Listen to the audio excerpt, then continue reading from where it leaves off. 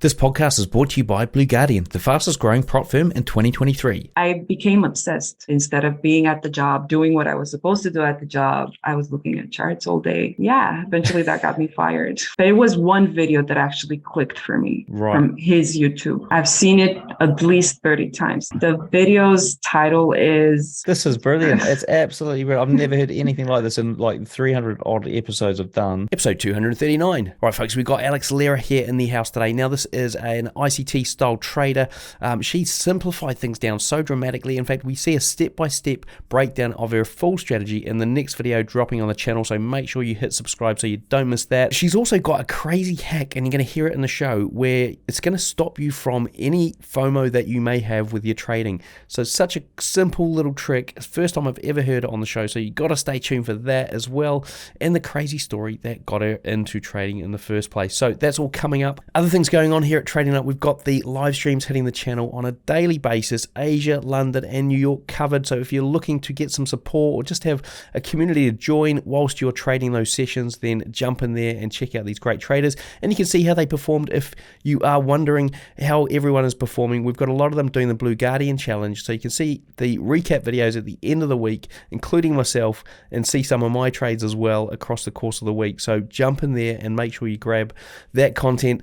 And last but not least, if you do want to automate anything that you're doing, I've got a 10k Blue Guardian evaluation that I'm giving away with my Robot Builders Club for new members that join this month of August 2023. So go and check that out. All right, folks, enough from me. Let's jump into the show. Our sponsor, Blue Guardian, is the only prop firm that gives their traders a tool to protect them from hitting their max daily loss and over trading. It's super simple to use. Just set the Guardian Protector each day from your dashboard. Did you also know that they've just released an unlimited time evaluation with a 0 trading days requirement, giving you plenty of time to hit their low 8 and 4% targets, making it super fast to get funded. Plus, it's cheaper than the 40-day time limit evaluation. Check out the link and coupon in the description to get 10% off your next Blue Guardian evaluation. All right, folks, here we are on Trading Up. We've got Alex RBV, Forex Made Easy, in the house. That's how she goes by on, or what she goes by on Instagram. Welcome to the show, all the way from Romania, and I don't even think I've had a Romanian guest on before, so you might be the first. I'm pretty sure you are the first. Oh, that's good. That's good. Breaking the ice. Yeah, exactly. So now you sort of came to the attention of me because it's been known that you've I suppose the way you explain ICT is among the sort of simplest ways that people are explaining it, i.e. you've simplified the whole thing down. So we're going to get into your journey today and find out, Matt, how you managed to do it, why you managed to do it, how you even found this ICT dude, and all this sort of stuff. So do you want to start off with how you found trading? And I believe it's some kind of interesting story at the beach. Yeah. So I found trading 10 years ago when I met my partner. And I didn't feel any attraction towards trading because I've always felt like it was a male-dominated industry. And but about 4, maybe 5 years later, we were at the beach vacation, and something really strange happened where a guy out of the nowhere came at me, and he told me that he knows me from trading in South Africa. And I said, no, you're confusing me with someone else. Then, we just didn't consider that something important. And then when I got back home in Bucharest after the vacation was over, I actually was approached by a trading group from South Africa. I left that group. Yeah, it was really, really weird. Yeah, it's really weird. Yeah, I was approached on WhatsApp, which is unusual because usually in this industry, people approach usually on Telegram. I didn't even have Telegram at that time. So these guys approached me on WhatsApp. I don't know how they got my number. So I started looking into their strategy. They were trading something like Beat the Market Maker from Steve Mauro. So that's how I started with trading. And then from that point till today, it was a long trip. and do you even know why somebody came up to you saying, oh, you're a trader? I have no idea. That's No, weird, absolutely no idea. Very weird. At that time in Romania, I remember that there were some protests Romanian people were protesting because the government wanted to, do something silly. And this guy, because his girlfriend came then afterwards, to take him away from there because he was really acting weird.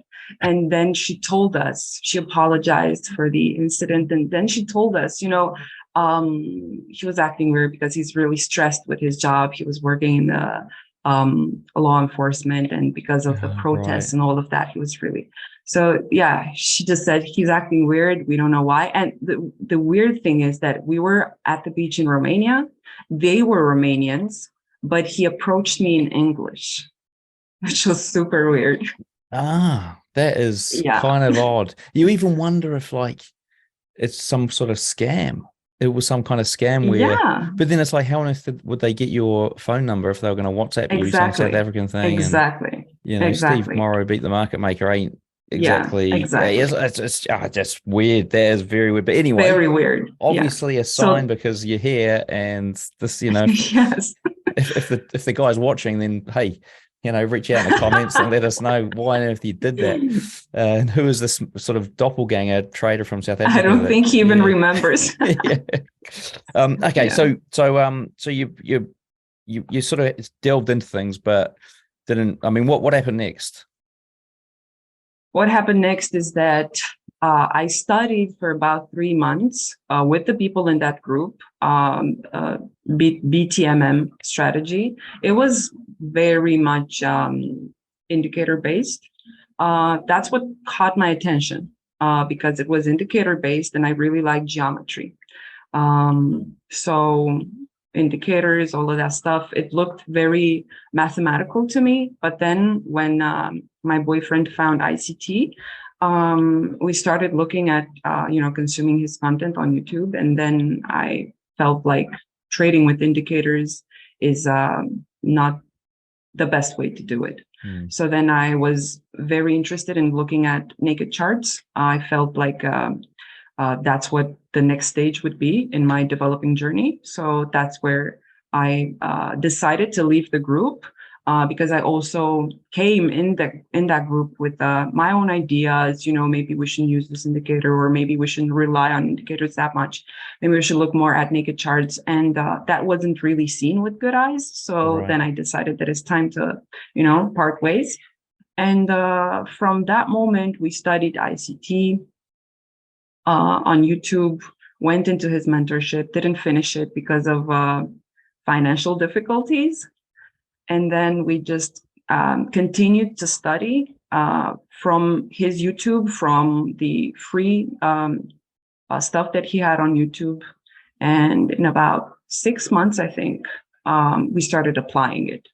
And when I opened the charts, I was like really, really eager to apply everything that I believed, that I understood, took notes. I still have 2 big notebooks that are filled with indications and all of the stuff that I understood at that time. But when I started to apply it in the markets, even in backtesting, the results were not as I expected. I'm not talking about results as in the trade results, but more like I didn't feel like I was 100% sure of what I was doing. I still felt that I had doubts. I still felt that I'm not looking at the right things. I still felt like I'm not understanding concepts correctly. And I always had conflicting signals. Something told me to buy, something else told me to sell at the same time, because I was trying to eat all the candies at one time. Because to me, ICT. Do you think that was part of like not finishing the paid mentorship? No, absolutely not. I think that ICT's content, regardless if we're talking about paid mentorship or free YouTube stuff, I think that it's like an encyclopedia. It encompasses everything that someone can know, not that they need to know, but everything that someone can actually get to know. Retail, wise about the markets, but and maybe even more than retail. But I always felt like a kid in the candy store. I wanted to eat, basically apply everything at the same time, because charts are like books. full of words and sentences, and they will have a certain meaning if you use them in a certain context. And I didn't see the importance of context at that time. So that's why I wanted to use everything at the same time. And when you do that, it's going to be a total mush in your head. Yeah. Yeah. And the results are going to speak, you know. And so did you even get past the backtesting phase at that point where, you said before that you couldn't even make it work in backtesting, and how did that progress? I did backtesting at some point. When I started to exclude stuff, I decided to use less of the concepts that I've learned from his content. I decided to use less and started to focus more on backtesting. I said, okay, I'm just going to leave, live trading, set it aside for a few weeks, maybe a few months. Backtesting started going out pretty well, but then when I felt confident, or that's what I thought at that moment, that I felt confident, and again, increased my equity through depositing, and I started trading live. It went good for about a month, and then it was not that good anymore because I came back to my old habits of trying to use everything at the same time, thinking that, overconfidence, right? I became overconfident, and that really hurt me big time. Because you said you lost your job, and that was the sort of genesis for you, studying out full time. Right, I'm just going to do this. So that at that point, I'm guessing it was before prop firms, and it was way before. Prop firms have been around forever, but I mean, like before the prevalence of them. So you had to deposit your own money and try and make it work. What kind of, can you sort of give us a typical week back then? Like how many hours at the charts, how many trades are you taking? 6 hours a day, right. At least 6-8 hours a day. I would literally be glued to my computer. Yeah. And when I say 6 hours a day, I say 6 hours a day because my boyfriend was literally ripping me away from the computer. I became obsessed, especially because after I got fired from my old job, and it happened because of trading, because I was not bringing the results that I was anymore, because I started to look into trading. It felt more interesting to me. And instead of being at the job, doing what I was supposed to do at the job, I was looking at charts all day. And eventually that got me fired. But it was, it was a good thing that happened. Okay. Now looking back, it's a good thing. It's the best one that happened. Yeah, exactly. I mean, So 6 hours a day, and how many trades would you place in that 6 hour period when you were doing things, when that month that it worked well versus the month that things started to go pear-shaped? I started to have bad results again when I started to look at many pairs. The number of trades increased because I would look at more pairs. Previously, I would only look at Euro USD and GBP USD, which is what all ICT students have started with, because that's what he was trading at the time. And I did good while I was focusing only on 1-2 pairs. But then when I said, you know what, why not apply this? Because it works. Why not just, scale and apply it on many pairs? And that's where the focus starts to shatter, because now I was, without actually realizing, I was chasing quantity instead of quality. And the number of trades started to increase, of course, because I was not focused anymore on doing a proper analysis. Everything was happening quite fast. Okay, well, I think this is going to do this, so let's buy. Okay, and this is going to do that, let's sell. Sometimes I would even put, like, let's say I would take a buy on GBP USD and then on GBP JPY, on GBP AUD also, because I thought, well, you know what, they are just correlated. So let's just over trade, over risk, not make a proper analysis. And I started having good results with about maybe 2-3 setups a day on 2 pairs, Euro USD and GBP USD. When one had something and the other one didn't, I would trade the one that had. Didn't trade both at the same time. But then when I started to, in my head, scale up for the good, but actually not, I reached about 10, 20, 30 trades a day. It was awful. Right, folks, I'm here at the Black Bull Markets headquarters up in Auckland, New Zealand, and I'm standing in front of their whiskey bar. Now, if you like that kind of selection, you're going to love their 26,000 tradable assets from Forex, cryptos, indices, stocks, you name it, they've got it. So, folks, go and check them out at blackbullmarkets.com or click the link under the video or in the card above.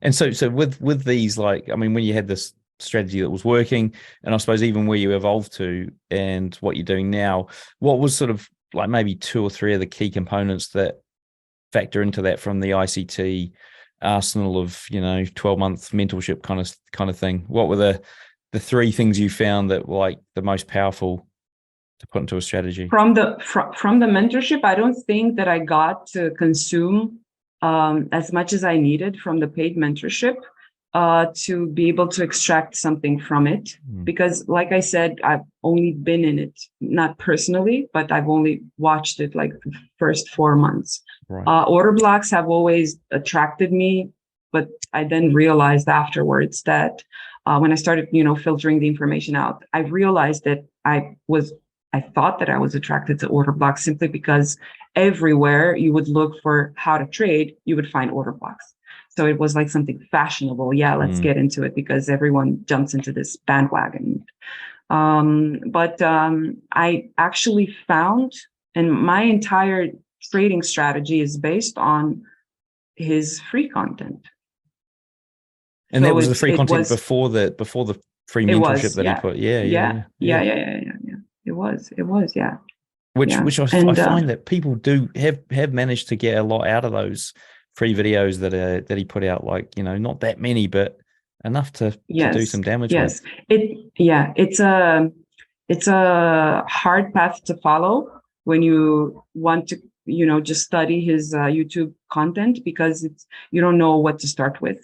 There's not an actual structure. This is phase 1, phase 2, phase 3. You need to start with this and first learn the basics, and then learn more about those things, and then start to apply them, make yourselves a trading plan. YouTube doesn't have that, and you're let's say enticed into using or consuming everything randomly. Yeah. So that delays a proper understanding. But it was one video that actually clicked for me. Right. From his YouTube, only one. Do you remember which one that was? Or absolutely. What was it about? I've seen it at least 30 times. Oh, right. The video's title is Liquidity Purge and Revert. Right. Okay. Liquidity Purge and Revert. Yeah. And is that when things started to click for you after that sort of down period? Yes. Exactly. After that video, I said, okay, this is what I need to do. Right. And from that moment, I don't know, it just the story changed. Did you then back test that and sort of change your strategy? Okay. I didn't started back testing, but I've actually started to more like go back in the charts, not do actual back testing, but to go back in the charts and see if my understanding from the video would apply. Yeah. And I just couldn't believe my eyes when I saw that. So then I said, I spent about, I think, 2 months till trying to figure out a rule-based strategy, because I needed rules. I needed step-by-step plan. And my mind is constructed in such a way that I always need a step-by-step plan. Anything I do, I need to know this is the first thing that I need to do. This is the second, this is the third. And if I don't have the second, then I'm still at stage 1. I cannot go directly to step 3. And that's what I've actually spent time in figuring out how to do it. At first, I was using some indicators. And then I ditched them as I started to understand more price action and focusing more on price action. The indicators, disappeared from my charts. And now I just trade with rectangles, lines, not trend lines, and the bear chart. And that's it. I only focus on what happens right now in front of me. And how many steps in your step-by-step plan? If I were to count the part that takes less than 30 seconds to identify what is the overall market bias, whether we're bullish or bearish, if I were to include that one also. So I'd have the bias, I'd have the point of interest on lower time frame, and then for the actual entry setup, candidate imbalance, 3 steps. Only 3. Okay, 3 steps is Only 3. Three that's, steps is like a 2 candlestick model, let's say. Yeah, But yeah. it's just that. Okay, Yeah. cool. Well, 3 is easy to remember. I was picturing 30. So No, that's easy to remember. Yeah, it was 5 previously, but then, understanding the markets has levels. So when you understand another level, you just simplify it even more. Okay. And what when you say it has levels, what do you mean by that? I mean that my strategy was not perfect 3 months ago, but now I feel like it is. And even though I've used my strategy for like the past 2 years, 2.5 years, in the form in which it was 2-3 months ago, it was not perfect. And I've felt like it needed some improvement in regards to the risk reward ratio, because sometimes my stop loss was a bit bigger than my actual first TP. But then I've found a way to improve it after I've leveled up another layer of understanding. So it's levels to understanding the markets. Yeah. You think you understand something, but then you understand it even more, and you have another aha moment to your previously aha moment. And so how did that turnaround feel for you, and what was sort of like the experience? Can you explain that? That made me go from the imperfect to the so basically where you transition from like losing trader to profitable trader, how did that transition happen? Was it like a instantaneous thing where you just all of a sudden you started winning trades after trade and growing the account consistently, or was it not that good?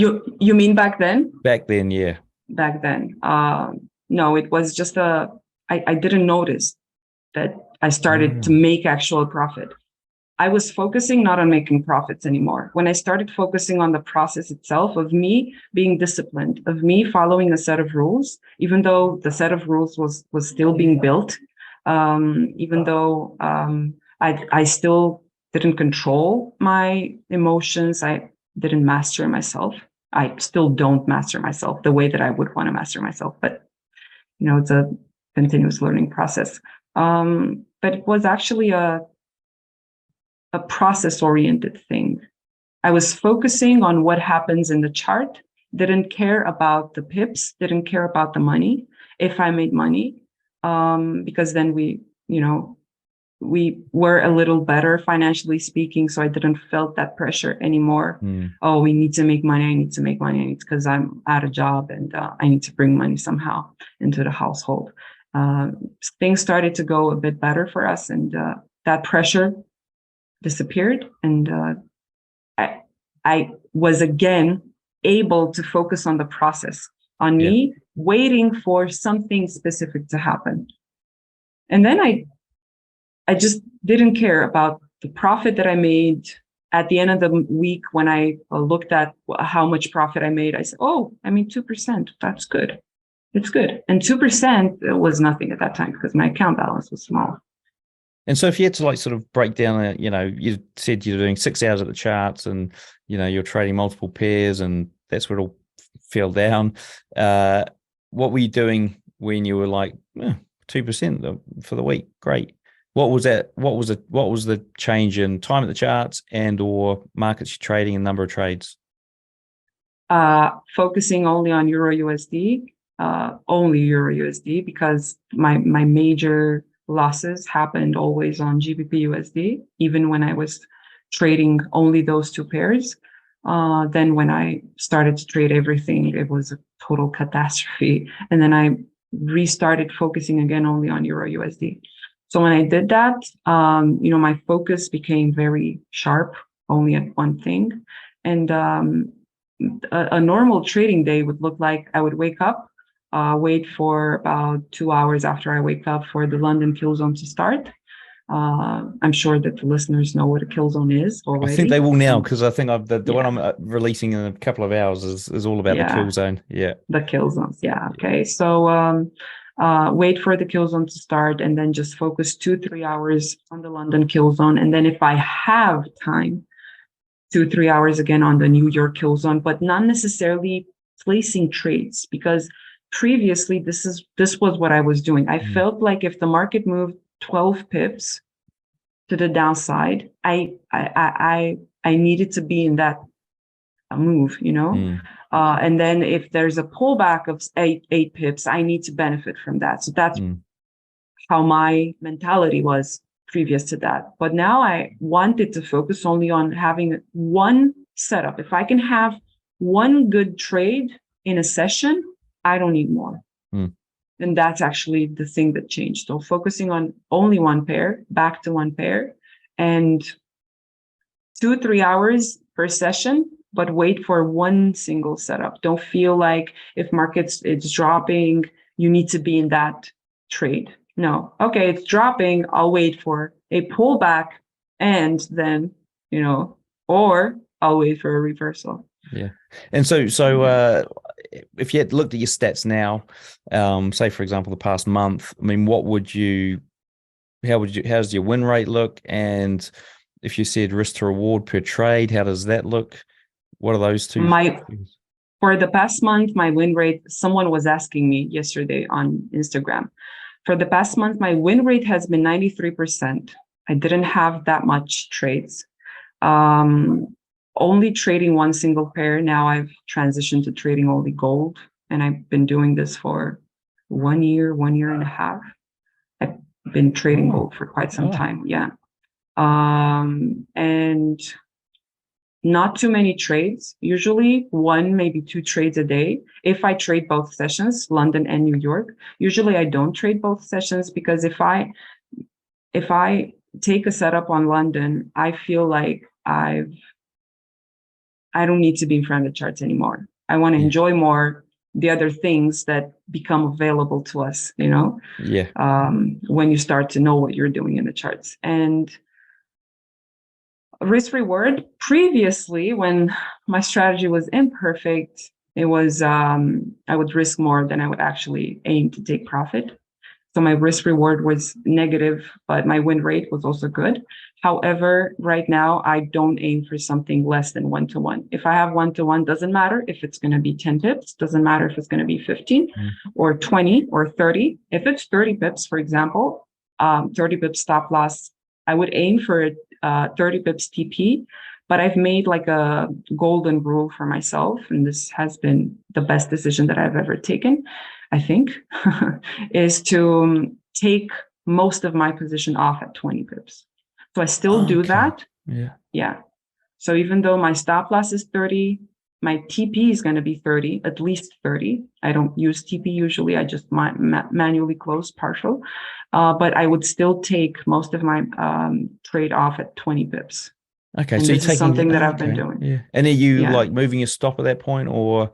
I moved the stop loss at break even. Yeah, I moved the stop loss at break even after that. And then if it takes me out, I don't care, because I made money. If it doesn't take me out and it continues to go higher, I'm not going to feel mad. Previously, I would feel mad. Oh my God, so stupid. Why did I close the trade? Because I could have made so much more money. But now I just realized that I don't have to do that, because when you find consistency, you're going to make money from, trading more. More of your trades are going to be quality trades. So it doesn't matter, because now I don't feel like, I took 3 losing trades, so I need to catch one big trade to recover everything and be in a profit. Now, I don't feel like that anymore. So now I don't care if the runner goes 200 pips, and in gold, it can happen. Right. Because I've already made my share. Tired of missing trades or spending hours at the charts? Introducing my Robot Builders Club. With our platform, you can build bots in minutes, not weeks, without any coding required. Get lifetime access to my video course, VIP community, and over 40 ready-made robots. Works with MT4 or MT5, and as a bonus, you'll get 3 months access to my robot lab, where we build and test bots on live calls every week. Join the hundreds of traders who are trading smarter, not harder. Click the link in the description to learn more, get the free training, and download a free robot. And how do you work out like where you're going to get out of your runner? I look at money. I look at money as in, usually I leave a 10% runner.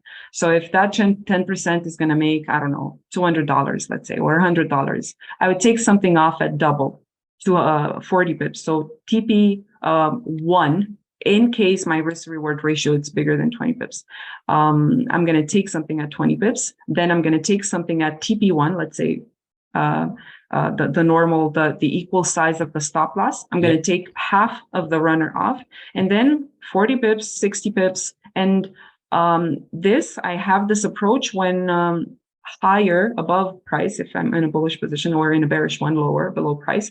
If I don't have like important market structures like kill zone highs and lows, like session highs and lows, daily highs and lows, weekly highs and lows. If I have something like this and price already reached there, I'm going to close most of the runner, and I usually leave a 001, which just needs to feed my ego. Yeah, that's it. It's just like leave it on there so that it's like a symbolic. Yeah, it's a symbolic thing. That's a good idea, actually. Yeah, that's a good idea. A 001. How do you? I suppose. Yeah, are you using MetaTrader for your? I'm using MetaTrader. Yeah, so I suppose you can just close everything bar 0.001, so whatever the rate size is, the lot size is. Oh, that's interesting. Yeah, and it's probably a little good tip there. I think people should take away from this is. I think it's something that I always recommend. How did you come up with that? Every time so this golden rule of taking of closing my position at 20 pips, most of it, I've actually got it from ICT, because back in the days when he was trading Euro USD, he wouldn't leave his entire trade to go for more than 10, 11 pips. And he would always say, you don't need more than 10 pips per trade to make a living out of trading. And then when I started looking into gold is a lot more volatile. So I felt like it's natural to have like a double, golden number. 10 pips for Euro USD or Forex pairs, 20 pips for gold felt like natural for me. But then when I closed my entire position at 20 pips, I felt like, and it would continue to go in my favor. I always felt like, and little by little, when you start to pay attention at these things that you feel, you want to look for a way to resolve them. It's not a good way to make yourself not feel those things anymore. It's a good way to feel them, but it's a good way to address them in a way that you can satisfy that need that you have for, I want to be in the trade for more pips. So I then realized that in every trader's head, there are two personalities that live. And one of them is the trader who is actually interested in paying his bills, making money and all of that stuff and becoming consistent with trading. So it's all about the money for this guy. And for the other personality, that's the technical analyst who doesn't really care about the money. It's the IT guy, if you want, the geek that spends a lot of time in front of the computer and he makes an analysis and he wants to ride the entire move, or at least as much as possible from it. So I couldn't get rid of that personality from my own head. So I said, okay, I need to make peace with this girl, inside my head. And that's how I came up with this thing, take money. So the trader in me is the one that I will always prioritize, because she helps me to pay my bills. She helps me to fund my lifestyle and all of that. And I also need to, the other girl, the technical analyst in me, I need to keep her satisfied, because otherwise she's going to start sabotaging me. She will not allow me to take my money, put it in my pocket, and she'll just say, just put break even. And if price goes 20 pips in my favor and I don't take profit and it takes me out of break even, I'm going to feel more pain, mentally than I would if I just take most of the position off at 20 pips. At least I paid myself, and then just leave something to satisfy the technical analyst. Yeah, this is brilliant. It's absolutely brilliant. I've never heard anything like this in like 300 odd episodes I've done. Wow. Actually, it's even, it's about 300. So this is fantastic. It's interesting because I challenge you out there to anyone who's listening. How many of you thought that she was going to say that the second person, the technical analyst was the one that you wanted to be. I Yeah. thought that for a second there. I was like, are you going to say that that's the one? That sounds like the right one, doesn't it? Not the one that's going to just It's take the not. money and run. But yeah, Mm-mm. that's a complete and utter mindset shift that I think, it's great for people to hear that. Fantastic stuff. Now, what about like prop firms? They sort of came on the scene whilst you were, doing well by the sounds of it. I mean, have you ever considered it? Did you ever sort of think this was something I need to look into, or, trade No, on a prop firm? No, not at all. Okay, so no, I never. and what was the reason for that? Was there something that you sort of decided like, nah, I'm not going to do it because of X, Y, Z, or was it well Yes, it thought was out, or something that just I just, yeah, yeah, it's something that I decided I'm not going to do because um, back in my job when I used to work, we had a lot of trainings about time management and about how to make the people be more productive and all of that stuff. And something from one of those trainings actually helped me a lot in my trading. And that was whenever you have a time limit set by someone else to accomplish a target, you will always stumble. You will always not be there in time. And the main thing that prop firms do, they give you a time limit by which you need to make a certain amount. So it's basically you are being imposed some rules. The purpose of trading, the purpose of me becoming successful is to not have anyone else impose me their own rules. And I know that for a lot of people, prop firms have been a blessing. It just, I couldn't find a good reason for me to start looking into a prop firm, starting with a big capital, because I thought, well, I deposited $500 and I blew the account. What on earth makes me think that I can pay a prop firm $1,000 to give me $100,000 account? What makes me think that I'm going to do better with that? yeah, Okay. If it's my own money and I can afford to lose it, and it's $500 and I can't do good with it, what makes me think that I can actually, take care of someone else's money? And even though at the beginning with prop firms, you start with a demo account, you still pay the challenge. Yeah. So I thought, instead of paying for the challenge, let me start my own account, start being consistent, and then I'll see if I need a bigger fund, more money. And then I will see, but at least let me get consistent with my own trading method. Yeah. And little by little, I just didn't need it. Yeah. Because I started feeling good with it. Yeah. It makes sense, yeah. But the rule-based or the imposed rules, and I know now there are prop firms because that's a very bad rule that they have. It's very traumatizing, I would say, for a trader. Yeah, I know. Look, that these guys here, I'll tell you what though, they've just released an unlimited. So this is Blue Guardian. I know, unlimited time. Yeah. So they've. Yeah, I don't know if they're the they first, have but I think. this. Yeah. I know they have this because now, when they're the first prop firms that started to pop up, like FTMO, MFF, maybe, I don't know if MFF now has like an unlimited time for you to pass the challenge, but whatever. But at first, all the prop firms that appeared, they'd had this 30 days to pass the challenge. Now, when there are like other prop firms emerging, they know how to do better because it's pretty obvious that imposed 30 days to make 10% or 8% or 12%, people will rush things. They will not see that, okay, I have 1 month, I have 30 days to pass the challenge. If they take 1 or 2 losses or maybe even 3 losses in a row, they will feel the urge to recover that fast because they will feel like they are running out of time. So now prop firms that start to emerge now, or that appeared after FTMO, because FTMO in everyone's head is like the first prop firm, now they start to do better with less rules, less strict rules, and all of that. So this is good, but now I don't have any reason to go for a prop firm. But it's good that they start to have more to be more trader oriented, because if you're oriented towards the trader that's going to trade your funds, then you're also oriented towards yourself, Yeah.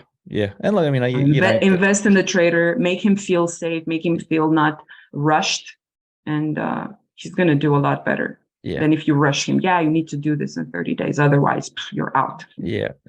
Which, I suppose it does like really, get rid of the traders that can't trade, because they are going to, blow the account in 30 days. Exactly. And the ones that are very exceptional, like, for yourself, for example, don't even, you're not enticed by the prop firm model because you don't need it.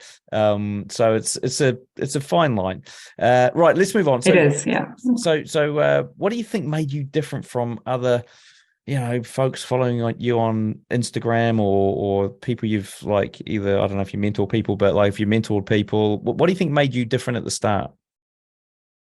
I think it's the same thing that makes me different at the moment, which is my availability to help everyone, regardless if they are part of my paid mentorship or not.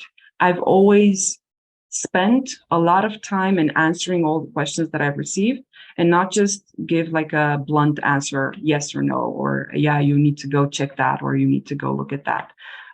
No, I've always spent a lot of time every day to answer questions in the same way in which I would have wanted someone to answer me. So I think that the fact that I've always been helpful, friendly, answering questions, even when they were about my paid mentorship, like if someone asked me a question that would be something that I would only teach in the paid mentorship or something like that, I wouldn't say, oh, I covered that only in the paid mentorship. No, I just give him what he asked from me.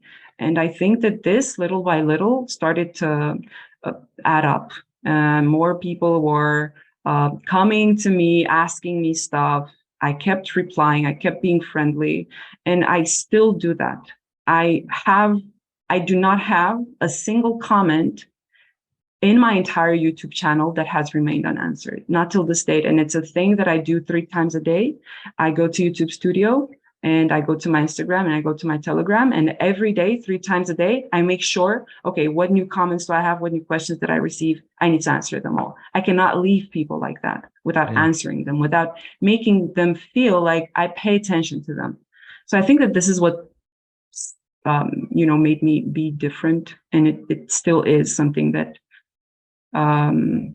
makes me be a bit different from the others. Yeah, you're making me feel like a bad YouTuber. I just really struggle to get to the comments. No, because I'm sure the comments that you receive are not necessarily questions about technical analysis and all that stuff. It's made. No. Yeah. So exactly. what I was really after was like from a trading point of view versus a mentorship, and I think I probably screwed up the question there. No, what do you think made you different as a trader? Like, why were you able to sort of come through it and become a profitable trader, whereas so many come through it and fail or give up or just spend years and can never really make it happen? Okay, it's my need to simplify things. I don't like complicated things. I don't like complicated designs, complicated clothes, complicated jewelry, complicated makeup. I don't like any of that stuff.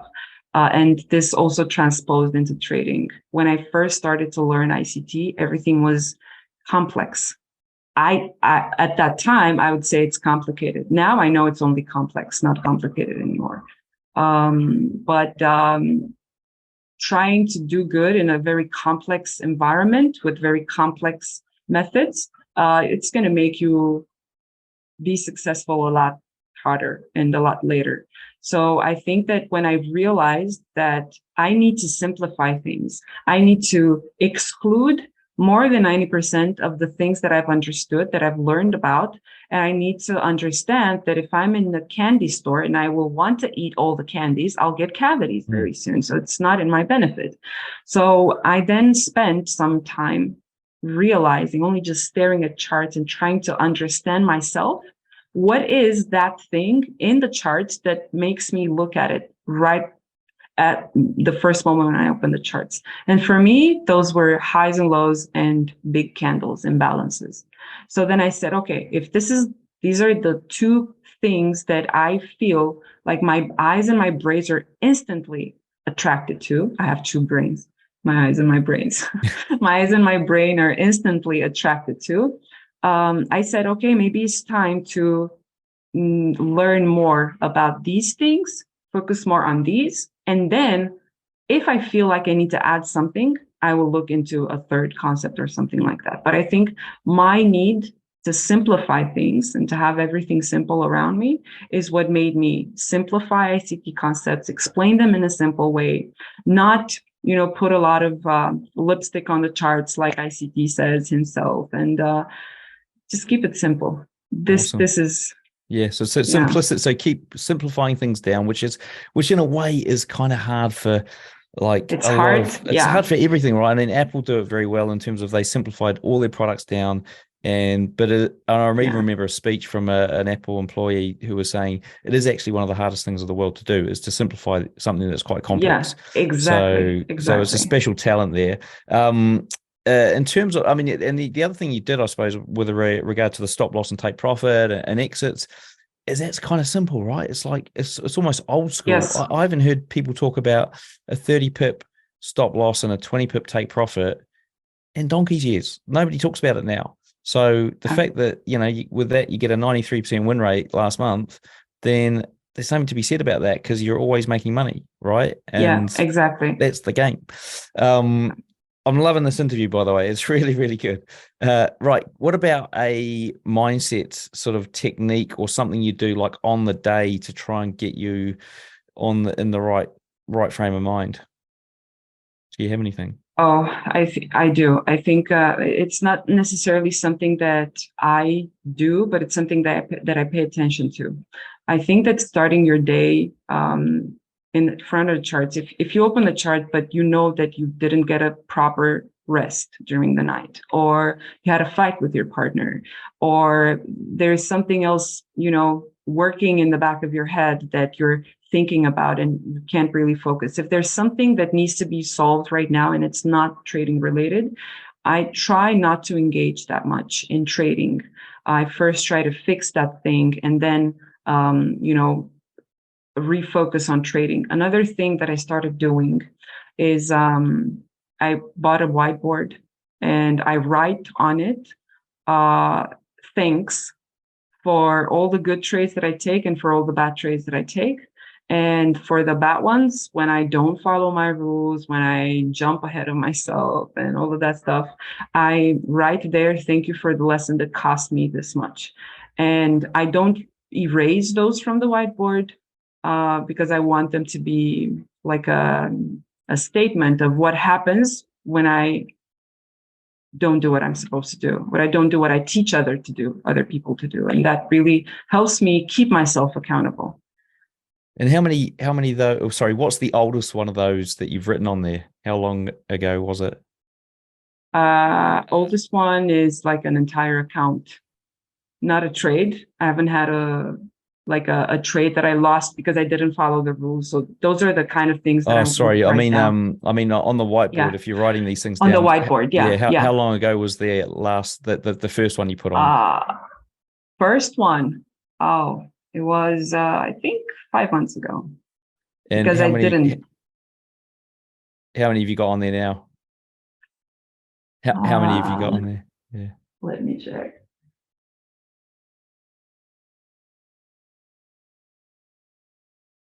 14, but 14. one of them is an entire account.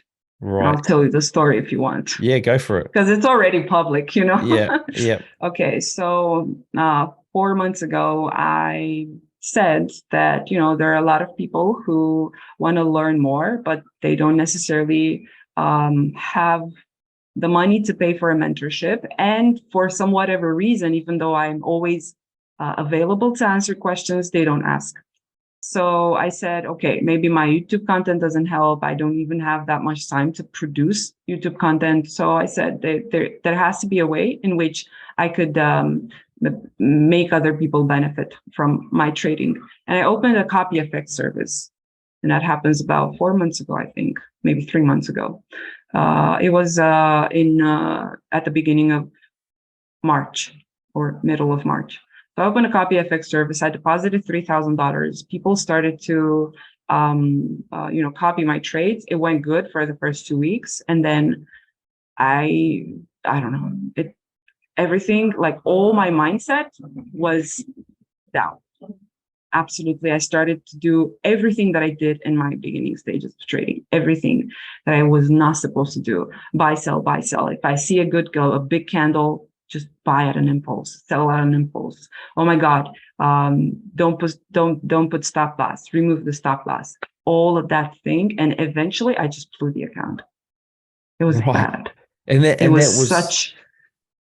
was because of just the pressure of like having other people taking those trades. A lot of people, because like I said, in the first 2 weeks, everything was really good. In the first 2 weeks, I did 20%, I think, or 17%. I even had a day in which I did 7%, which I was, wow, that's good.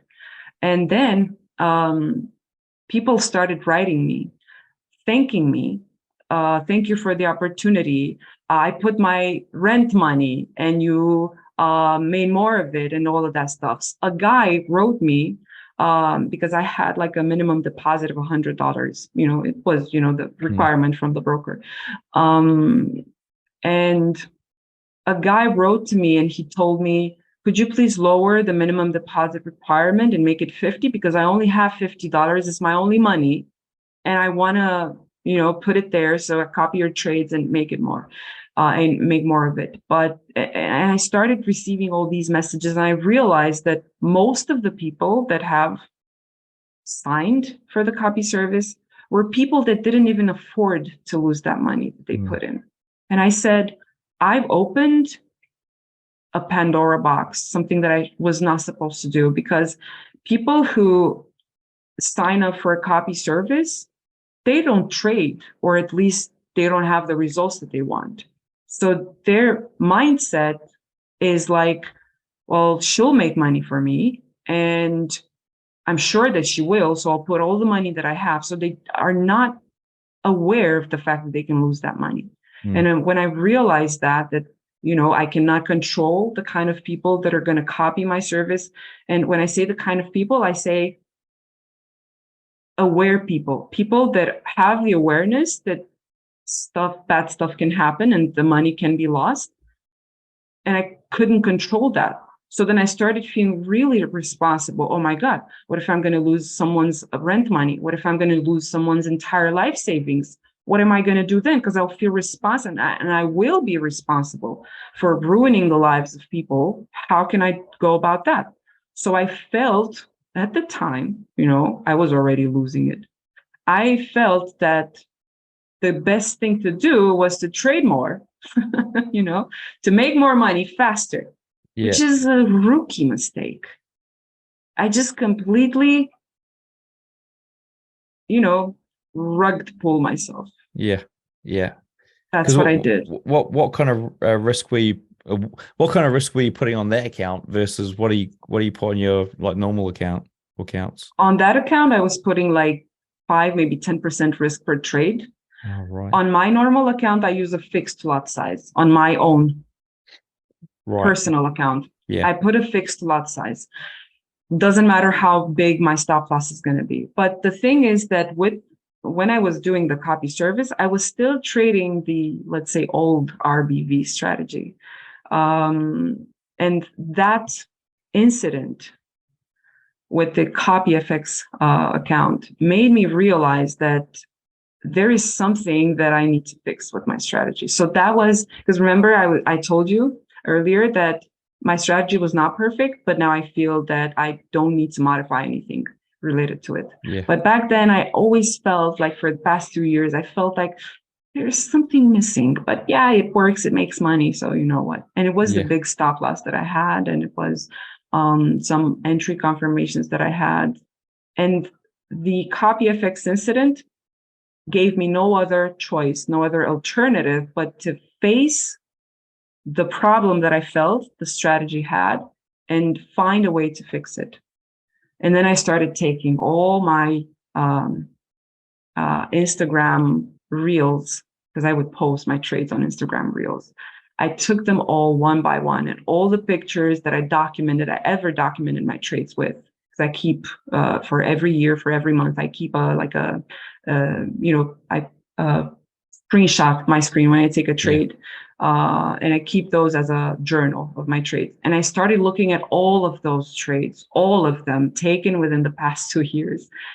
And I realized how to improve my strategy, because I've just filtered out the trades that didn't do good, but that I said, oh, it's just part of the game. Losing is part of the game. It is part of the game, but it's only part of the game when you don't feel like there is something else that needs to be improved. If you feel like there's something else to be improved, but you don't work to improve it, then the loss is not part of the game. It's the kind of loss that you left room for an error there, and you're not doing anything to address it. If you find the error and you do something to address it, and you address it, and you still get a loss, and you just literally feel like there's nothing else that you need to improve, or that, okay, I don't know what other things to improve, honestly. If that's the case, then yes, that's a loss that is part of the game. It is what it is. Accept it, because, no system is 100% bulletproof. But if you take a loss and you treat it as if it's a part of the game, but deep down, you have a doubt. What if there could have been something that I could have done to, improve my entry, to improve my stop loss placement, to have like a better price level at which I need to wait for price to be informed in my specific setup. When you feel that, but you just ignore it, eventually it's gonna come against you. Yeah. I sort of get what you're saying there. I sort of get what you're saying. Now, what about we're going to jump into the quickfire round in a second, but before we do, I just want to see if there's any one thing you would recommend a retail trader spend the next month mastering. Themselves. Your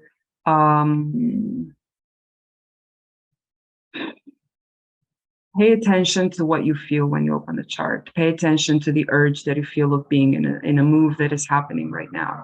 Pay attention to,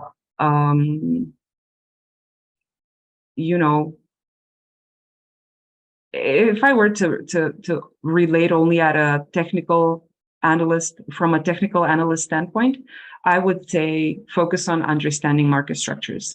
If you understand market structures, and if you can find a way in which to blend price structures with time structures, and understand that there has to be a price level that it is a time structure and a market structure, like price structure at the same time, and that's the one that you should focus on, then yes, spend time on that. So understanding market structures and understanding, time and price, not just price. From a technical analysis standpoint, this is what I would focus on. Okay. Understanding market structures from a time and price perspective. Psychologically speaking, master yourself. Try to pay attention at all those urges that push you, push the button when you're not supposed to. Pay attention to how your heart is racing when you push the button, because the heart is racing. I mean, your heart wouldn't be racing when you open a trade if you have a rule-based strategy that you followed. You're going to feel like, okay, well, I have a plan, I'm following it, so why is my heart racing? But if the heart races, it means that you're not taking the decision to open a trade based on a rule, or a set of rules that you've decided to follow. And if that's the case, whoever doesn't have rules, they're not gonna evolve. And it's also having the rules that you've tested, so you've got confidence in it. So that absolutely. Otherwise, you can have rules, but you still don't know whether or not it's going to work, or so you've got to test it. Hey, right, we're going to jump into the quickfire round here. So, few quick questions. So, how long did it take you to go from newbie to consistently profitable? About 2 years. What's your favorite entry setup? Entry setup is price has to be below 12-minute open for me to buy, and it has to create an imbalance to the upside, and then like a ICT fair value gap. And this pattern has to form between, let's say not my hour, 2 a.m. till 5 a.m. New York time zone for the London session. And then I want to sell only if price is above the 12 midnight open price, and it gives me that imbalance to the downside, and then it comes back, rebalances, and then starts to move down. So that's my favorite entry pattern. Sell above 12 midnight open, buy below 12 midnight open. What's your preferred broker and trading platform? Look, folks, I know you want the answer to this question. Which broker is this trader using? Now, the answer has been sponsored by Black Bull Markets. So to find the answer out, you're going to need to go over to tradingnut.com, find the show notes page for this guest, and then all will be revealed. Do you have a recommended trading book or resource? I never read a trading book. I started reading Trading in the Zone, I think. Very good at the beginning, but then I just left it. I don't know why. But trading resource, definitely ICT. Yeah. I'll tell you what, we'll put that link up to the video you mentioned at the start of the show. That's yes, probably, that's probably that's a good the one. best. Yeah. Okay, right, brilliant. Before we wrap up, what's the best way for traders to get hold of you? They can get hold of me on Instagram. My handle is true_Lera. They can also get hold of me on Telegram. The handle is the same, true_Lera, TRUE_LERA. Brilliant. Well, look, a big thank you. And YouTube also, yeah. YouTube also. I'll tell you what, we'll make it easy for everyone, because what we're going to do is we're going to hook all those links up in the show notes, and to find them, simply search for Alex in the search box on tradingnut.com. Until next time, I wish all my listeners trading happiness and success. All right, folks, there you have it. Interview done and dusted. Now, we've got Alex's full strategy broken down step by step, and it is a simplified way to trade the ICT method. So if you do want to check that out, go over to the channel, hit subscribe on the YouTube channel, and you'll see that video pop up very soon. So other things, remember, we've got the live streamers, we've got the Blue Guardian, they're taking the Blue Guardian Challenge, we've got the Robot Builders Club 10K evaluation if you join this month of August. Folks, have a great trading week, and we'll see you in the next episode.